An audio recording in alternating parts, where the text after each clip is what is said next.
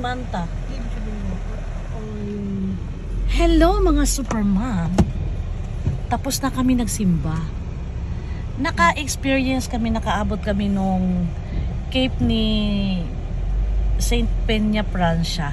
Na sinasaklog ng pare. Kaya sinasaklog, ginanon niya si Jesus Christ ng damit sa mga. Get mo? Ganun ba? Siya yan. Oo. Kaya gumaganon, kaya ginanon din tayo. Sinaklog tayo, sinalubong. Nagpumila, sabi ko, ano kaya yun? Di, syempre, nakiusoso din kami dahil di namin alam. Yun pala, binibless pala. Tapos, ang galing kasi family by family. Tapos, pag konti lang kayo, igugrupo na kayo. Tapos, pinapatong dito. Tapos, magdadasal ang pare. Tapos, syempre, magwi-wish ka rin kung ano yung wish mo. Ayun, ang galing. First time namin naka-experience. Matagal ng tradisyon siguro niyan yung pagpatong ng manta sa ulo or cape ni Mother Peña Francia.